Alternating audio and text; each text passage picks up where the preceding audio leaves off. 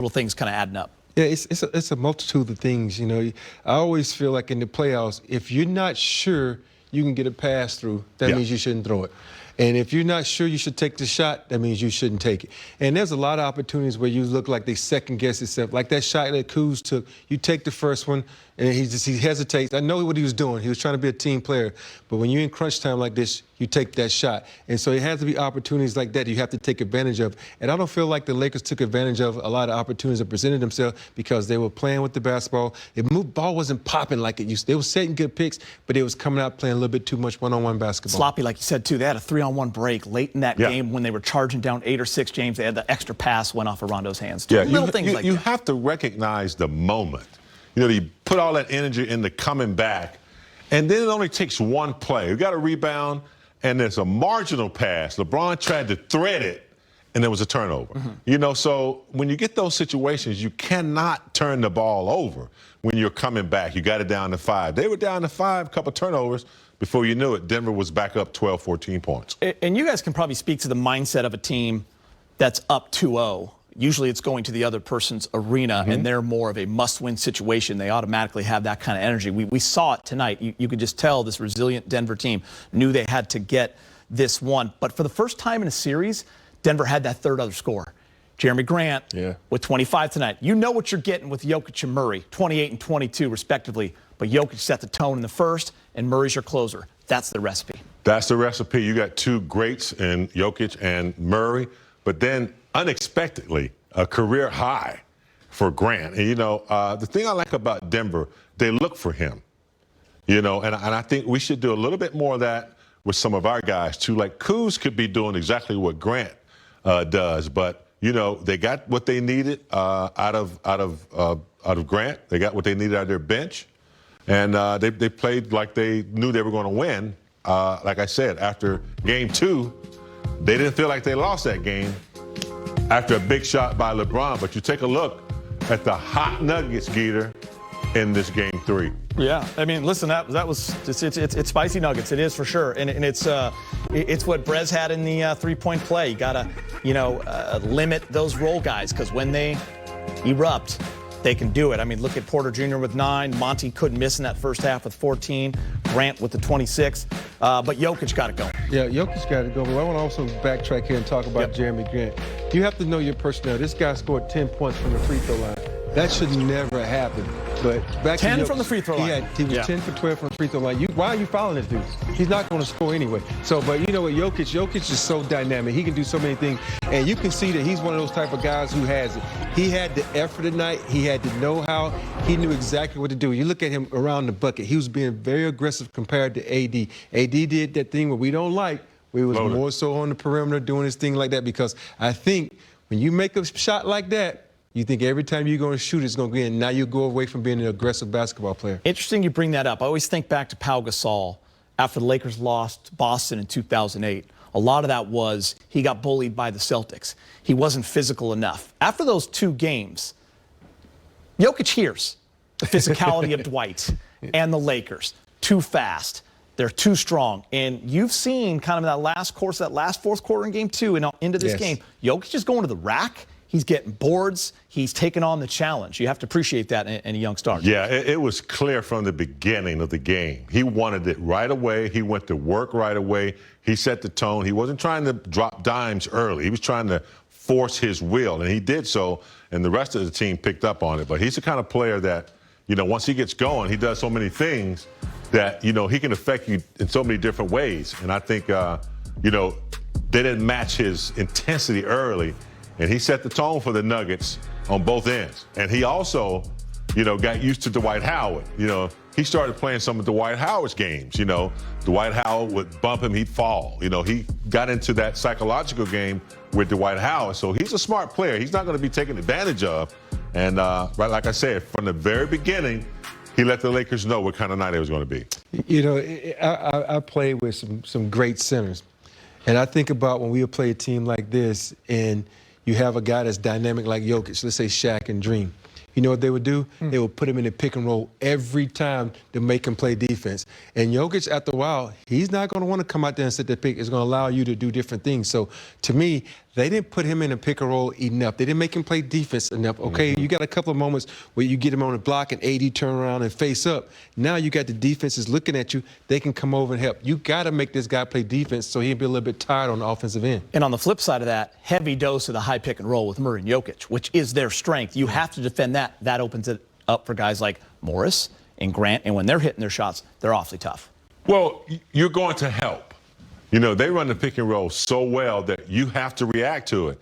And their perimeter players are going to stay where they're supposed to stay because they run their offense where they know where the defense is going to help. If you don't, they're going to get layups. So when their last options are always to Morris or somebody in the corner, they're getting good shots if they don't get Murray with little floaters or Jokic inside. So it's a well-designed offense, which they ran well tonight. But I thought, more so than their offense, their defense was extremely sticky tonight. Yeah. They didn't allow a lot of internal buckets. They did a good job of taking charges when AD faced the basket.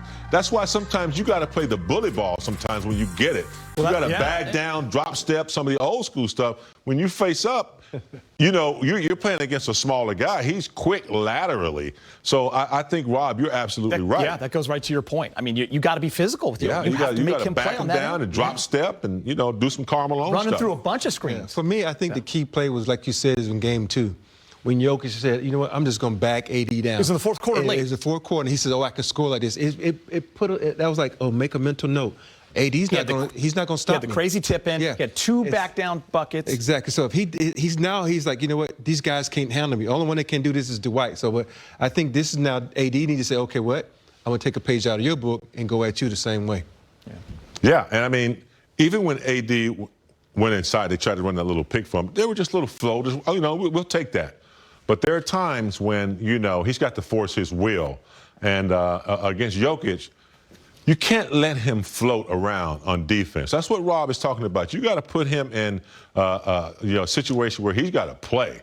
You know, even if you go straight post up with, you know, Dwight Howard or McGee a couple times just to see how he's going to react. But if you let him float around, he's going to reserve some energy and be tough down the stretch. We're going to get to the highlights in a few moments, but first let's head back to Orlando. Laker head coach Frank Vogel speaking with Mike Trudell and the media. You know what? Hey, Frank, what did you make of I suppose, just the general energy and effort in this game tonight? The gap in rebounding is more about field goal attempts. I mean, they had 5 more offensive rebounds than us, but we had 10 more shots than them, so there's going to be more rebounds to get. I thought Denver played with great energy throughout the game. We didn't match it early, we matched it late, but they're a great basketball team, so credit them for the win.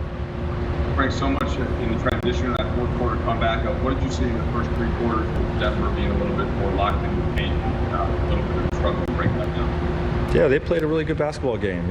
They made shots, they made plays, they got to the free throw line. They played with great energy. I thought we were not as sharp as we could have been on both ends of the floor. We've been playing at a really high level, a little bit off there in the first half. But I like the spirit that our guys competed with down the stretch to try to make it a game. Frank, there were a few times during the game that you guys made runs and got pretty close. What do you think it was that allowed Denver to push back and ultimately close that? Yeah, well, they're a terrific team, so they're going to make plays. You put yourself in an 18-point hole. It's tough to climb out of that, But like I said, our guys did make runs, showed some resiliency, had an opportunity to win the game. Couple situations, we had a turnover, a couple missed threes. We could have closed the gap or taken a lead. But again, great spirit to fight back in the game. Frank, what allowed you guys to have some success with the zone defense in the fourth quarter? Well, the activity. That's what you as a coach. When your team gets down and you're looking for something to try to give your team a spark, you try to change the game. Sometimes it's the lineup, sometimes it's the coverage, sometimes it's the zone defense. Thread it out there, just break their rhythm a little bit. It doesn't always work. It did tonight, and it's something we've talked about with our group about playing some zone with this team to break their rhythm because they're so surgical offensively, and it worked down the stretch, but. Obviously the deficit was too much to overcome. Hey, Frank, it's Bill. The Nuggets before the fourth quarter had outscored you guys in 5 straight quarters going back to game 2. Have they made some adjustments that you guys are still trying to figure out? And how concerning is just sort of the trend of what they've been able to do against you now over 2 straight games? Yeah, both teams, are making adjustments on the fly, subtle things.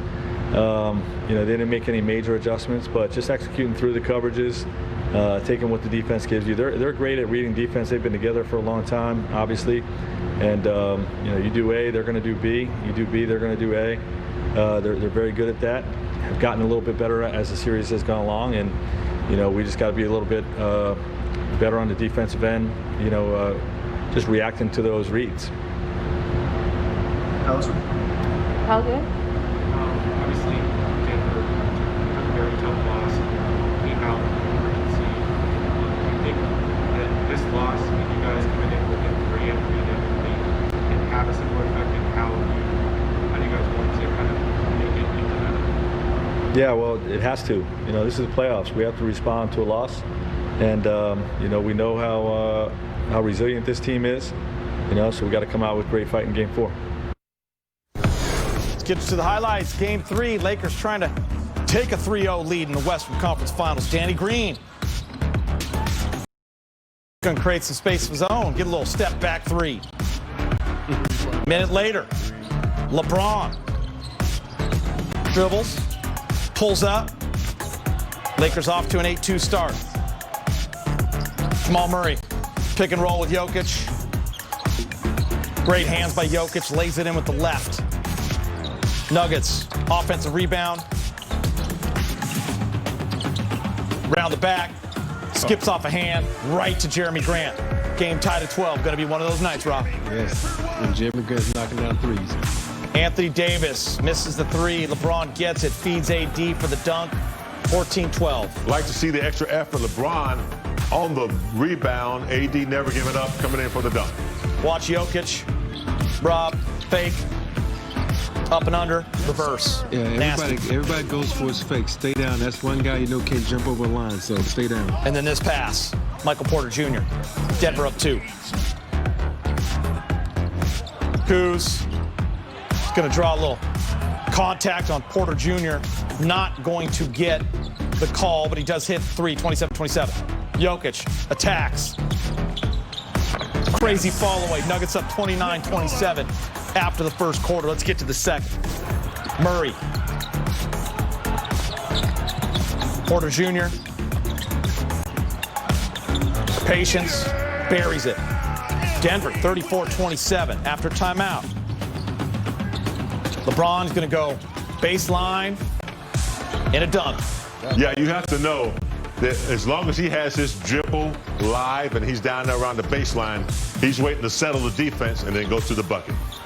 Plumlee, Murray, 3-ball. Nuggets open up a 10-point lead. Minute later, Monty Morris, he's wide open.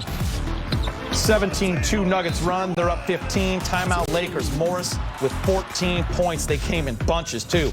Rob, LeBron drives. Dwight, alley-oop. Quick timeout by Mike Malone. Lakers down 44-32. Right here, you see LeBron. That should have been an and one. LeBron should have went to the line because that was a flop. AD likes the matchup here. He goes baseline at Grant. Floater and 1, keeping the Lakers in it. But another response from Denver. Monty Morris. Denver up 18. Monty has 12 at this point. AD harassing Jokic. But watch this, James. Maybe it's your night. Yeah, he's the best one-leg shooter since Dirk Nowitzki right here. He had nowhere to go but fade away. He's strong enough. 7-footer puts it over the top. What is that? Markieff Morris is maybe 9 out of 10 from 3. He's stroking it from 3 right now. Wish we could see more minutes for him. Lakers down 10. Third quarter. Nuggets miss. KCP. Lakers back to single digits. Down 7. More KCP. Layup is good. Denver's going to call timeout. You notice big game just seemed like they would always answer. Yeah, I mean, that's Denver Nuggets. I mean, they're not going away, especially when they smell like they can get a victory if they have a lead. They're not going to go away. So they had an answer every time we had a little comeback. Rob, we get a flagrant one here. Yeah, that looked like a more than a flagrant one because there was some oomph behind that elbow. Is this Grant again, Rob? Yes. Back up double figures. It was Grant again. Grant again, James. Well, it was turnovers, marginal passes, lazy passes. You cannot have someone who has not had a career night have a career night on you in the playoffs. That can't happen. Here's LeBron. Great block by LeBron. Gets the runner. Brings his team within 9. See the block there first, Rob. Yeah, he starts to break, one-on-one break. It's amazing how that would have been Murray. Murray, they got a foul, but LeBron gets those Shaq plays where you don't get fouls called. Ball movement, James. Gary Harris. Spacing and ball movement. It's almost impossible to recover defensively. 20-point lead now for the Nuggets. Grant with a new playoff career high right here with 21. 95-73 after 3. Don't panic. Rondo attacks. So the Lakers are going to be down 20 here after the Murray dunk. They're going to call timeout. And then, Rob, they're going to come out in the zone. And they're going to start getting steals. 6 straight turnovers by the Nuggets, and they're going to get right back in this game. Hey, you do something different offensively and defensively. Got the Nuggets off balance, and here you see LeBron with a long pass to AD. AD gets it back from Kuz for a slam dunk. It's part of a 10-2 Laker run right there, James. Oh, yeah, they were extremely active when you're down. Unfortunately, it was a little bit too late. They have to start the game like this with active defense. Here in the fourth quarter, man, they were extremely active. I think they had 3 or 4 straight steals. Rondo, again, active hands. Lakers got some easy buckets in the transition. Within 6. Remember, that was right after they blown a 3-on-1 fast break, too. They got another steal right after that. Caruso's going to watch LeBron cut, look away, feed him, lay it in. It's 99-95. Pitter-pat. LeBron to the rack. Down 3. I know we skipped ahead here, big game, but in those couple of minutes, the Lakers had opportunities. Yeah, they did. They had possessions. They had possessions. Many of them, about 3 or 4. Couple turnovers, miscued shots, and then this. Murray. PA announcers going nuts because remember, this is supposed to be in Denver. 114-106. Denver wins game 3 series. Now at 2-1. LeBron with a triple-double, 30, 10, and 11. AD with 27 and 2. Didn't have a rebound going into the fourth quarter. Jamal Murray, 28. Jeremy Grant, playoff high, career high, 26. Jokic, 22, 10, and 5. Kyle Kuzma scored 11 points off the bench. He's speaking with Brez. Hey, Kyle, obviously an emotional win for you guys the other night. Was there a little bit of a hangover tonight in the fact that you guys were down 20 in that third quarter there? We just didn't play hard enough. That's kind of plain and simple. They came out with a big lead in the first half, and that kind of really hindered us.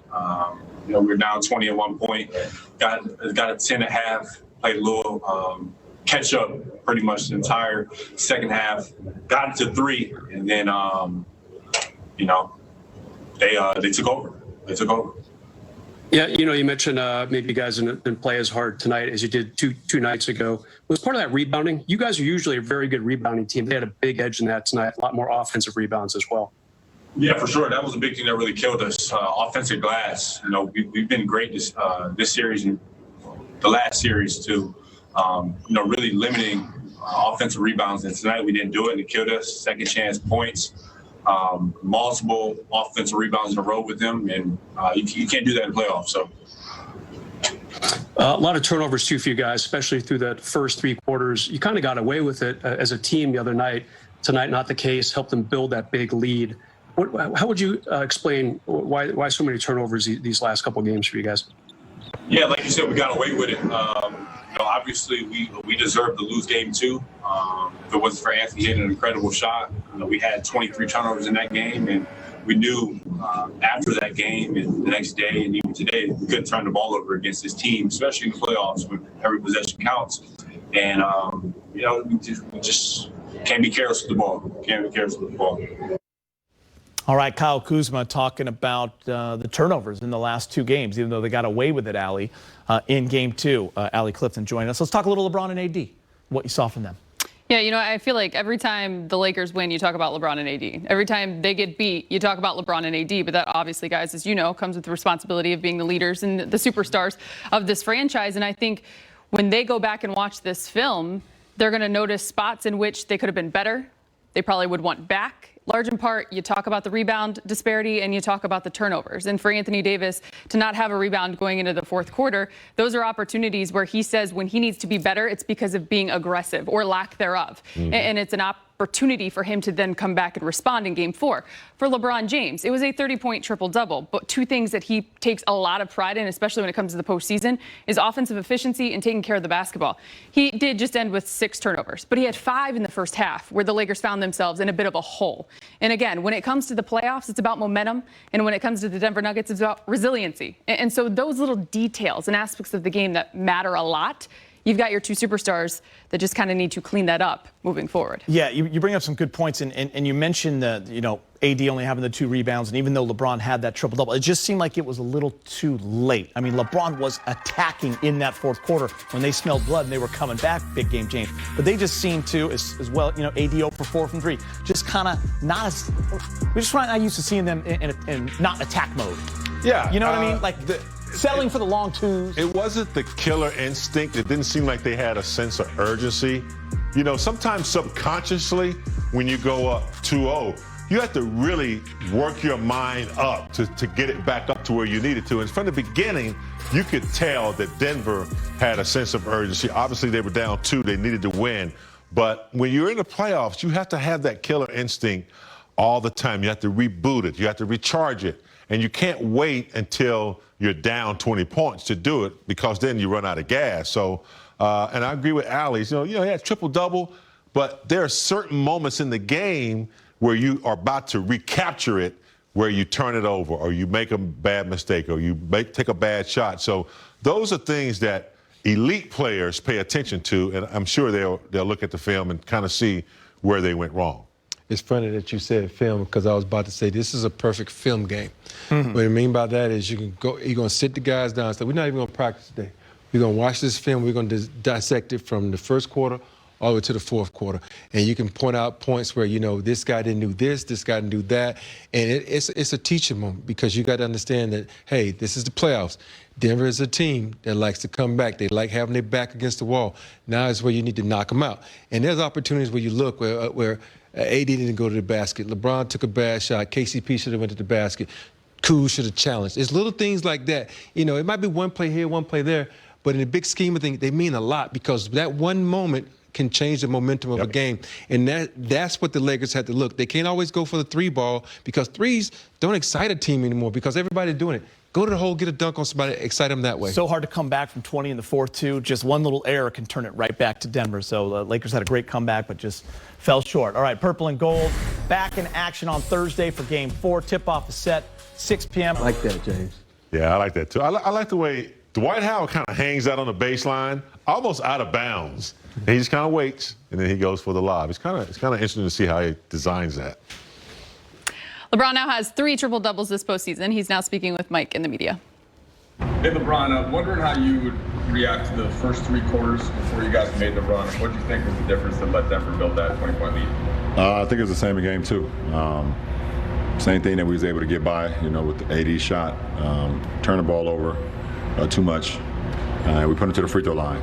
And, I give credit where credit is due, though. Denver came in and played exceptionally well. They played better than us, more aggressive than us through 3 quarters, 36 minutes. But we got to I mean, there's a penalty in the third quarter with like 9.5 minutes to go, and we had some turnovers that led to some easy buckets for them. We had 16 turnovers for 25 points, and we put them to the line 29 times. So it's not going to be winning ingredients for us if we continue to do that. And we knew that even after game 2, we talked about that, trying to assure that. So we got to be better in that game 4. Frank talked about the importance of touching the paint off drives or whatever when a team is packing it like Denver has and so many teams have. What are some things, LeBron, you guys can do better in game 4? No, I think offensively, at times we were very good. At times we weren't, and I think we just got to do a better job, like you said, of Coach was saying, getting to the paint, and once the defense collapsed, just finding our guys' weak side. Either if it's a guy that's slashing, through the weak side into the paint, if it's a guy that's spotted up on the outside, or if one of our bigs getting behind the defense for a lob. So Denver's been a pretty good defensive team all year, and we understand that. So I'm looking forward to seeing our film, our film session tomorrow, and continue to get better. LeBron, the success you guys had in the fourth quarter, some due to the zone defense, some due to activity. Was it just a matter of upping the intensity level? Was it giving a different look that Denver wasn't anticipating? How do you account for the run you went on? I think it's a little bit of both. I think we played with a lot more energy. And we understood we had 12 minutes left to try to make a game of it. We was able to do that. We was able to switch some things up defensively. Going zone here, going man here, trying to keep them off balance. But when you dig yourself a hole like that, every shot that they make, every shot that we miss, is feels like the game is collapsing. So we played some pretty good ball in the fourth quarter, but those first 36 minutes hurt us, obviously. LeBron, I wanted to ask you something off the court. You've spent so much time in the bubble talking about police brutality and the relationship of police and the black community. And then on Tuesday, you expressed your condolences to all the officers in Compton who were shot, and talked about the need for nonviolence. There's this sort of narrative and this framing that emerges from some people that frames your position in talking about police brutality as something that incites violence against officers. And the LA County Sheriff obviously had that kind of implication last week, I think, when he asked you to contribute to the reward. I'm wondering what your reaction is when you hear those two things connected, and did you think it was appropriate for the sheriff to sort of bring that up and bring you into that discussion? I've never, in my 35 years, ever condoned violence. Never have. But I also know what's right is right and what's wrong is wrong. And I grew up in the inner city, in a black community, and what we call the hood or the ghetto, however you want to picture it. And I've seen a lot of counts firsthand of a lot of black people, being, I guess, racially profiled because of our color. And I've seen it, throughout my whole life. And I'm not saying that all cops are bad, because I actually, throughout high school and things of that nature, and I'm around them all the time, and they're not all bad. But when you see the videos that's going on, and you can see all over not only my hometown, but all over America, you continue to see the acts of violence towards my kind. I can't do nothing but to speak about it and see the common denominator. But not one time have I ever said let's act violent towards cops. I just said that what's going on in our community is not okay, and we fear for that, and we fear for our lives. It's something that we go on every single day as a black man and a black woman and a black kid or a black girl. We fear that moment where we're pulled over or I just seen something I believe yesterday or the day before of a guy in Wisconsin was renting a house, and the next door neighbor called the police on him, and the police came in the house without a warrant, without anything, and arrested a guy, a black man, because he was sitting out on a porch. And if you can't tell me that's not racial profiling, then I don't know what the hell we're looking at. But I do not condone violence towards anyone. Police, black people, white people, anyone of color, anyone not of color. because that's not going to ever make this world or America, what we want it to be. So, and I have zero comment on the sheriff. Allison? All right, Kyle?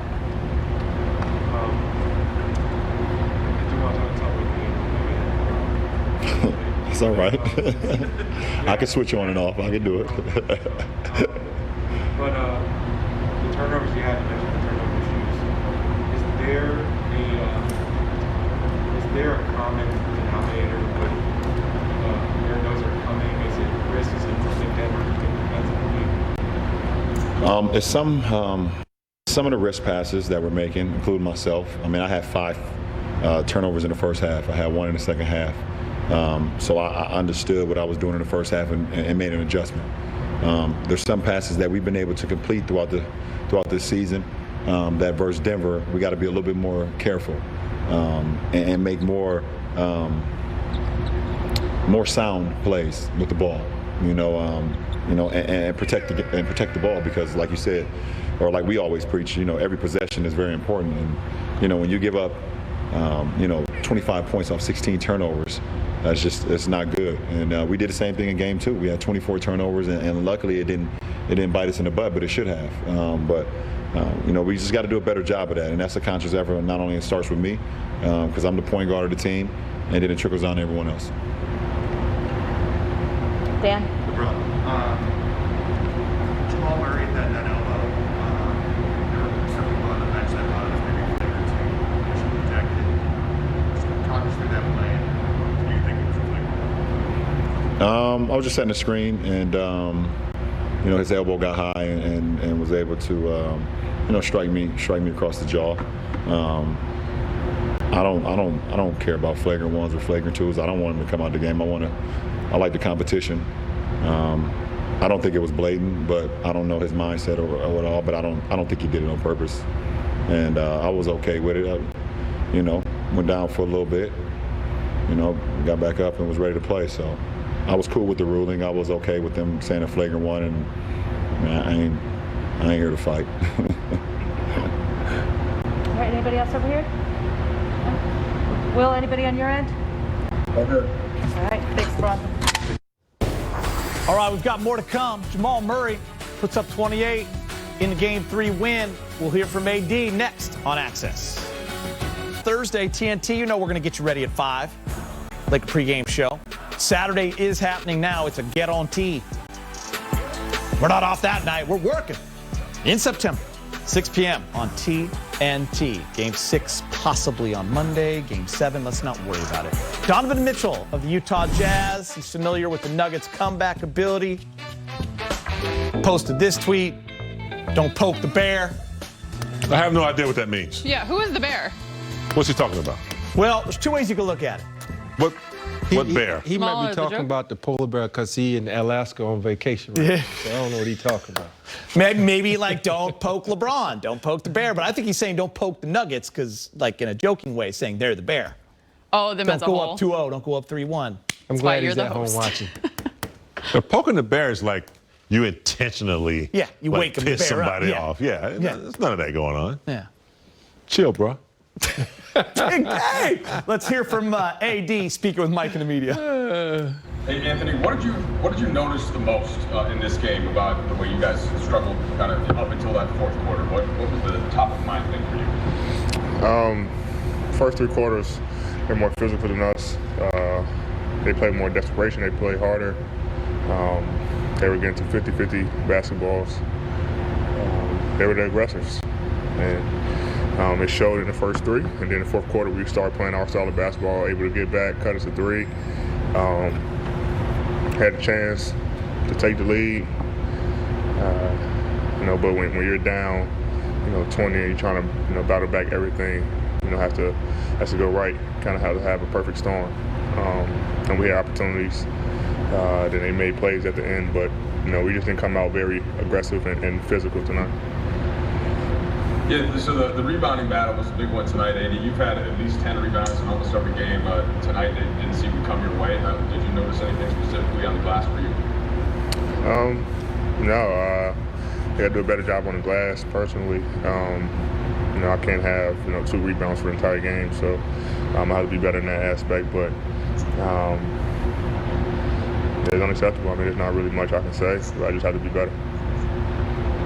And it's Dave. You guys have won 6 games in a row, and obviously your last game was that euphoric ending. Did you think any of that contributed to the level you came out with tonight? Just that things were rolling so well for you that maybe you lost a little bit of edge or a little bit of sharpness coming into tonight?